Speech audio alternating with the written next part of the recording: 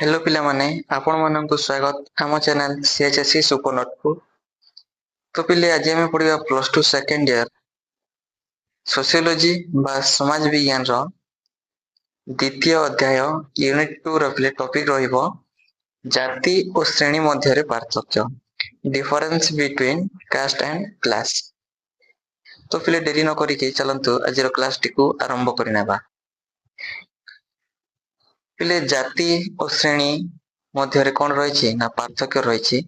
जातीय श्रेणी बा कास्ट और क्लास एका प्रकार नहे। सामाजिक विभाजन पाई जाति और श्रेणी हेउछि दुईटी मुख्य माध्यम। बुझी पारछ पिले समाज रो विभाजन पाई पिले जाति और श्रेणी हेउछि दुईटी मुख्य माध्यम। ए जाति और श्रेणी माध्यम रे कोन होई थाए ना समाजटा भाग भाग होई जाय थाए बा विभाजन होई जाय थाए। उभय समाज रे व्यक्तिर स्थान और सामाजिक संपर्क को प्रभावित करे। बुझी पारल पिले उभय ए दुईटी जाति और श्रेणी कोन करे ना समाज रे व्यक्तिर स्थान और सामाजिक संपर्क को पिले प्रभावित करि थाए। किंतु जाति तुलना रे श्रेणी व्यवस्था अधिक नमनीय और परिवर्तनशील। बुझी पारल पिले किंतु पिले कोन ना जाति तुलना रे श्रेणी व्यवस्थाटा अधिक नमनीय और परिवर्तनशील। जाति को देखिले पिले परिवर्तन हे परिबा नाही बा जाति को आमे परिवर्तन करि परिबा नाही किंतु पिले श्रेणी को आमे परिवर्तन करि परिबा। बुझी पारल पिले तापरे पिले आमे जानिबा जे जाति और श्रेणी मध्य रे कोन पार्थक्य रहिछि। सर्वप्रथम पार्थक्य हला पिले स्तरीकरणर आधार। स्तरीकरणर आधार स्तरीकरण जो स्तर तर होइकि समाज को स्तरीकरण करि थाए पिले ताहार आधार बोली कि कहा जायछि जाति और श्रेणी को। केमिति ना जाति पिले प्रथम जाति जानिबा जन्म उपरे आधारित। पिले जातिटा काहा उपरे आधारित ना जातिटा हेउछि पिले जन्म उपरे आधारित। किंतु श्रेणीटा काहा उपरे आधारित ना श्रेणी हेउछि पिले आय संपत्ति शिक्षा पेशा सामाजिक स्थिति आदि उपरे आधारित। पिले जातिटी कोन होइताय ना जे जाति रे जन्म हेबो से सेही जाति रही होइथिबो। किंतु पिले श्रेणीटा काहा उपरे आधारित ना आय जे जेते आय करिवो से सेही श्रेणी रे रहिबो। जे जहा पाखरे जेते संपत्ति थिबो जहा पाखरे जेते शिक्षा थिबो से सेही श्रेणी रो पिले होई जिवो। तो श्रेणीटा पिले जन्म ऊपर आधारित नुहे। श्रेणीटा क्या ऊपर आधारित ना आय संपत्ति शिक्षा पेशा मान सरी पिले सामाजिक स्थिति आदि ऊपर पिले श्रेणीटा आधारित। श्रेणी व्यवस्था रे व्यक्तिर स्थिति परिवर्तन संभव। पिले श्रेणी व्यवस्था रे कोन होइथाय ना व्यक्तिर स्थिति पिले परिवर्तन होइथाय। जदि वर्तमान समय से भल आय करिछि तो पिले से भल श्रेणी रे रहिबो। तापरे भविष्य रे जदि से ता पाखरे आयटा कमी जीवो ताहेले पिले से कम श्रेणी बा निम्न श्रेणी को मध्य परिवर्तन होई परिबो। तो श्रेणी व्यवस्था रे कोन रहिछि ना व्यक्तिर स्थितिटा परिवर्तन होइथाय किंतु जाति रे पिले व्यक्तिर स्थिति परिवर्तन होई न थाए। से जेउ जाति रे जन्म होइथिबो से सेही जाति रे ही रहिथिबो। बुझी पारला पिले एटा थिला स्तरीकरण आधार। तापरे हम जानिबा गठनर आधार। सेकेंड टा होछि पिले गठनर आधार। जाति कोन ना एक बंद बा क्लोज ओ कठोर रिजिड व्यवस्था।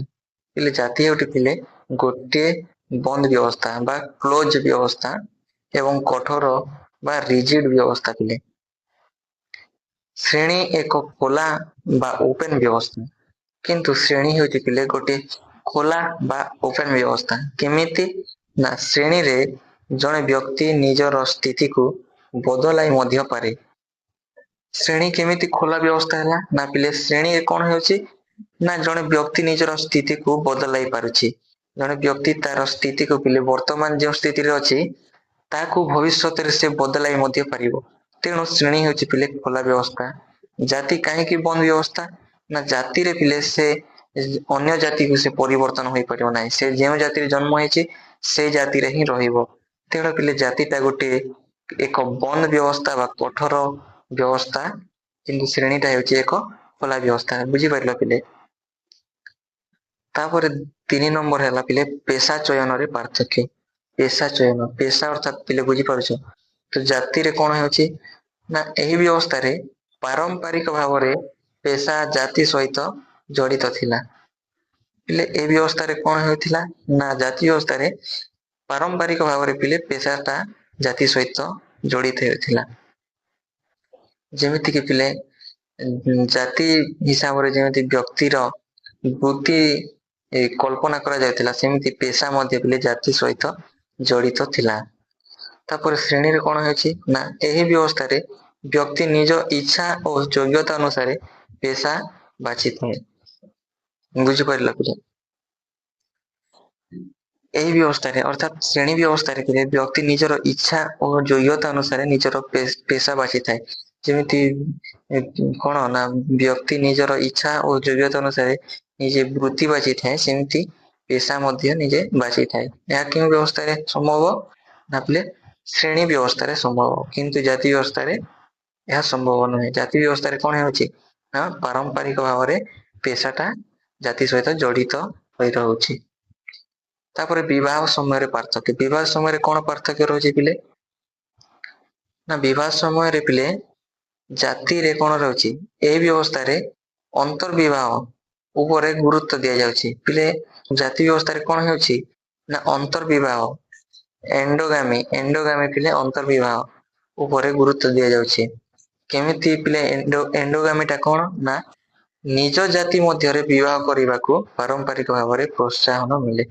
ପିଲେ ଅନ୍ତର୍ବିବାହ ବା କଣ ଏଣ୍ଡୋଗାମୀ ଅର୍ଥାତ୍ ପିଲେ ଯୋଉଟା କି ନିଜ ଜାତି ମଧ୍ୟରେ ସୀମିତ ରହିବ। ନିଜ ଜାତିର ସଦସ୍ୟକୁ ହିଁ ବିବାହ କରିପାରିବ। ପିଲେ ଅନ୍ୟ ଜାତିର ସଦସ୍ୟକୁ ତୁମେ ବିବାହ କରିପାରିବ ନାହିଁ, ତାହାକୁ ପିଲେ ଅନ୍ତର୍ବିବାହ କୁହାଯାଇଥାଏ। ନିଜ ଜାତି ଅର୍ଥାତ୍ ପିଲେ ନିଜ ଜାତି ମଧ୍ୟରେ, ତ ନିଜ ଜାତି ଭିତରେ ଯାହାକୁ ବିବାହ କରିବ ପିଲେ ତାହାକୁ କଣ କୁହାଯିବ ଅନ୍ତର୍ବିବାହ କୁହାଯିବ। ତ ନିଜ ଜାତି ମଧ୍ୟରେ ବିବାହ କରିବାକୁ ପିଲେ ପାରମ୍ପରିକ ଭାବରେ ପ୍ରୋତ୍ସାହନ ମିଳିଥାଏ। କେଉଁଠି ନା ଜାତି ବ୍ୟବସ୍ଥାରେ ପିଲେ। କିନ୍ତୁ ଶ୍ରେଣୀ ବ୍ୟବସ୍ଥାରେ କଣ ହେଉଛି ନା ଏହି ବ୍ୟବସ୍ଥାରେ ଏପରି କଠୋର ବିବାହ ନିୟମ ନାହିଁ। ହେଲେ ଶ୍ରେଣୀ ବ୍ୟବସ୍ଥାରେ ଏପରି କଠୋର ବିବାହ ନିୟମଟା ନାହିଁ। ଶ୍ରେଣୀ ବ୍ୟବସ୍ଥାରେ କଣ ହେଉଛି ନା ତୁମେ ଚାହିଁଲେ ପିଲେ ଯେଉଁ ଶ୍ରେଣୀର ସଦସ୍ୟକୁ ମଧ୍ୟ ବିବାହ କରିପାରିବ ନିଜ ଇଚ୍ଛାରେ। ତାପରେ ସାମାଜିକ ମିଳାମିଶା ମଧ୍ୟରେ ପିଲେ ପାର୍ଥକ୍ୟ ରହୁଛି ଜାତି ଓ ଶ୍ରେଣୀ ମଧ୍ୟରେ। ଜାତିରେ କଣ ହେଉଛି ନା ଏହି ବ୍ୟବସ୍ଥାରେ ଖାଦ୍ୟ ପାନୀୟ ଓ ମିଳାମିଶା ସାମାଜିକ ମିଳାମିଶା ଉପରେ ଅନେକ ନିଷେଧ ଦେଖାଯାଇଥାଏ। ବୁଝିପାରୁଛ ପିଲେ? ଜାତି ବ୍ୟବସ୍ଥାରେ କଣ ହେଉଛି ନା ଏହି ଜାତି ବ୍ୟବସ୍ଥାରେ ପିଲେ ଖାଦ୍ୟ ପାନୀୟ ଏବଂ ସାମାଜିକ ମିଳାମିଶା ଉପରେ ଅନେକ ନିଷେଧ ଦେଖାଯାଇଥାଏ। ପିଲେ ଆପଣ ମାନେ ଜାଣିଥିବେ ଯେ ଗାଁ ଗୁଡାକରେ କଣ ହୋଇଥାଏ ନା ନିମ୍ନ ଜାତି ବୋଲି କି ଯାହାକୁ ଭାବୁଥିବେ, ସେ ଜାତିକୁ ପିଲେ ଉଚ୍ଚ ଜାତିର ଲୋକମାନେ କଣ କରିବେ ନା ମିଳାମିଶା କରିବେ ନାହିଁ। ସେମାନଙ୍କ ଘରକୁ ଯାଇକି ଖାଦ୍ୟ ଖାଇବେ ନାହିଁ ବା ସେମାନଙ୍କ ସାହିକୁ ବୁଲିବାକୁ ମଧ୍ୟ ଯିବେ ନାହିଁ ପିଲେ। ତ ସେମିତି ହୋଇଥାଏ ପିଲେ ଜାତି ବ୍ୟବସ୍ଥାରେ ଖାଦ୍ୟ ପାନୀୟ ଓ ସାମାଜିକ ମିଳାମିଶା ଉପରେ କଣ ହୋଇଥାଏ ନା ନିଷେଧ ଦେଖାଯାଇଥାଏ। ତାପରେ ଶ୍ରେଣୀରେ କଣ ହୋଇଥାଏ ନା ପିଲେ ଶ୍ରେଣୀ ବ୍ୟବସ୍ଥାରେ ଏହି ବ୍ୟବସ୍ଥାରେ ଏପରି କଠୋର ନିୟମ ନିଷେଧ ସାଧାରଣତଃ ନଥାଏ। ବୁଝିପାରିଲ ପିଲେ? ଶ୍ରେଣୀ ବ୍ୟବସ୍ଥାରେ କଣ ହୋଇଥାଏ ନା ଏହି ବ୍ୟବସ୍ଥାରେ ଏପରି କଠୋର ନିଷେଧ ସାଧାରଣତଃ ନଥାଏ। ପିଲେ ଏଇ ଖାଦ୍ୟ ପାନୀୟ ସାମାଜିକ ମିଳାମିଶା ଉପରେ କୌଣସି ପିଲେ ନିଷେଧ ନଥାଏ ବା କଟକଣା ନଥାଏ। କେଉଁଠି ନା ଶ୍ରେଣୀ ବ୍ୟବସ୍ଥାରେ। ଶ୍ରେଣୀ ବ୍ୟବସ୍ଥାରେ ଉଚ୍ଚ ଶ୍ରେଣୀର ଲୋକ ମଧ୍ୟ ନିମ୍ନ ଶ୍ରେଣୀର ଲୋକଙ୍କ ପାଖରେ ଯାଇକି ଖାଦ୍ୟ ପାନୀୟ ବା ସାମାଜିକ ମିଳାମିଶା କରିପାରିବ, ବା ନିମ୍ନ ଶ୍ରେଣୀର ଲୋକ ମଧ୍ୟ ଉଚ୍ଚ ଶ୍ରେଣୀର ଲୋକମାନଙ୍କ ସହିତ ମିଳାମିଶା କରିପାରିବ। এই ଶ୍ରେଣୀ ବ୍ୟବସ୍ଥାରେ ପିଲେ ଏହିପରି କଠୋର ନିୟମ କଣ ଥାଏ ନା ନାହିଁ। ବିଭିନ୍ନ ଶ୍ରେଣୀର ଲୋକେ ପରସ୍ପର ସହ ମିଳାମିଶା କରିପାରନ୍ତି। ଏ ଶ୍ରେଣୀ ବ୍ୟବସ୍ଥାରେ କଣ ହୋଇଥାଏ ନା ବିଭିନ୍ନ ଶ୍ରେଣୀର ଲୋକେ କଣ ହୋଇଥାନ୍ତି ପରସ୍ପର ସହିତ ମିଳାମିଶା ପାରିଥାନ୍ତି। ତାପରେ ଧାର୍ମିକ ବିଶ୍ୱାସ ଧର୍ମକୁ ବିଶ୍ୱାସ କରିବା ପିଲେ ଜାତିର କଣ ହେଉଛି ନା ଏହି ବ୍ୟବସ୍ଥାରେ ଜାତି ଅନୁସାରେ ଧାର୍ମିକ ଆଚାର ବିଚାର ଓ କର୍ତ୍ତବ୍ୟରେ ପାର୍ଥକ୍ୟ ଦେଖାଯାଏ। ବୁଝିପାରିବା ପିଲେ ଧାର୍ମିକ ବିଶ୍ୱାସ ମଧ୍ୟରେ ପିଲେ ଜାତୀୟ ଶ୍ରେଣୀ ମଧ୍ୟରେ ପାର୍ଥକ୍ୟ ରହୁଛି। କେମିତି ନା ଜାତି ହେଉଛି ପିଲେ ଜାତି ବ୍ୟବସ୍ଥାରେ ପିଲେ ଏହି ବ୍ୟବସ୍ଥାରେ କଣ ହେଉଛି ନା ଜାତି ଅନୁସାରେ ପିଲେ କଣ ହେଉଛି ନା ଧାର୍ମିକ ଆଚାର ବିଚାର ରହୁଛି। ତାପରେ ଧାର୍ମିକ କର୍ତ୍ତବ୍ୟ ରହୁଛି ପିଲେ ଉଚ୍ଚ ଶ୍ରେଣୀର ଉଚ୍ଚ ଶ୍ରେଣୀ ଜାତିର ବ୍ୟକ୍ତି ମାନେ କଣ କରିବେ ନା ପିଲେ ଯେମିତି ବ୍ରାହ୍ମଣ ମାନେ କଣ କରିବେ ନା ମନ୍ଦିରରେ ସେମାନେ ପୂଜା କରିଥାନ୍ତି। ନିମ୍ନ ଜାତିର ଲୋକମାନଙ୍କୁ ପିଲେ ମନ୍ଦିର ମାନଙ୍କରେ ପୂଜା କରିବାକୁ ନିଷେଧ ରହିଛି। ବୁଝିପାରିଛ ପିଲେ ତେଣୁ ଏ ଜାତି ବ୍ୟବସ୍ଥାରେ ଧାର୍ମିକ ବିଶ୍ୱାସ ମଧ୍ୟରେ ମଧ୍ୟ ପାର୍ଥକ୍ୟ ରହିଛି ଜାତୀୟ ଶ୍ରେଣୀ ମଧ୍ୟରେ। ତ ଶ୍ରେଣୀରେ କଣ ହେଉଛି ନା ଏହି ବ୍ୟବସ୍ଥାରେ ଧାର୍ମିକ ବିଶ୍ୱାସ ଜାତି ପରି କଠୋର ଭାବରେ ନିର୍ଦ୍ଧାରିତ ନୁହେଁ।